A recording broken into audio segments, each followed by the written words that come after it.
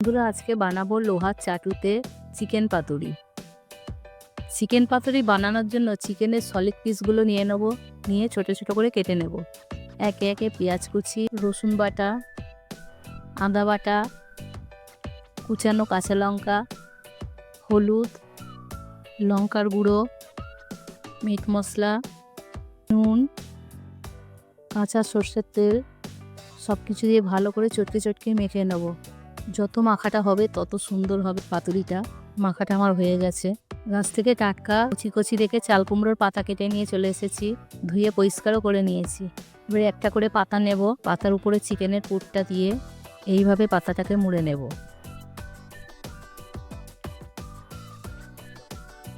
দেখো, একটা রেডি হয়ে গেছে। এইভাবে আমি একটা একটা করে সব পাতাগুলোতে পুর দিয়ে মুড়ে নেব। দেখো, সব পাতাগুলোতেই পুর ভরা হয়ে গেছে। এবার গ্যাসের মধ্যে একটা চাটু বসালাম, লোহার চাটু। চাটুটা গরম হলে একটু অল্প পরিমাণ তেল দিয়ে দেব। পুরো চাটুটার মধ্যে ঘুরিয়ে ঘুরিয়ে তেলটা লাগিয়ে নিচ্ছি। এবারে একটা একটা করে 4টে পাতুরি এইভাবে সাজিয়ে দিলাম। উপর থেকে থালা চাপা দিয়ে 5-6 মিনিট রান্না হতে দেব। দেখো, 5-6 মিনিট পর ঢাকনাটা খুললাম। খুন্তি দিয়ে আস্তে করে উল্টে আর এক পিঠ হতে দেব।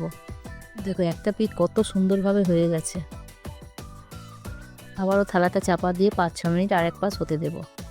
ওই ঢাকনা খুললাম, পাতুরিগুলো হয়ে গেছে, একটা প্লেটে তুলে নিচ্ছি। এইভাবে আমি অন্য পাতুরিগুলোও বানিয়ে নেব। লোহার চাটুতে পাতুরি করলে এত টেস্টি হয়, না খেলে তোমরা বিশ্বাস করবে না। তোমরা বাড়িতে একবার হলেও ট্রাই করে দেখো। সব পাতুরিগুলোই আমার রেডি হয়ে গেছে। পাতুরিগুলো তো কত সুন্দর দেখতে হয়েছে। এবার একটা পাতুরি তোমাদেরকে খুলে দেখাচ্ছি। দেখো দেখো, দেখতেও হয়েছে অপূর্ব, মাংসটাও পুরো সিদ্ধ হয়ে গেছে। তোমরা বাড়িতে অবশ্যই একবার ট্রাই করে দেখো। পাতুরিটা তোমাদের কেমন লাগছে কমেন্ট করে জানাও। আর পাশে থাকার জন্য সাবস্ক্রাইব করো চ্যানেলটিকে।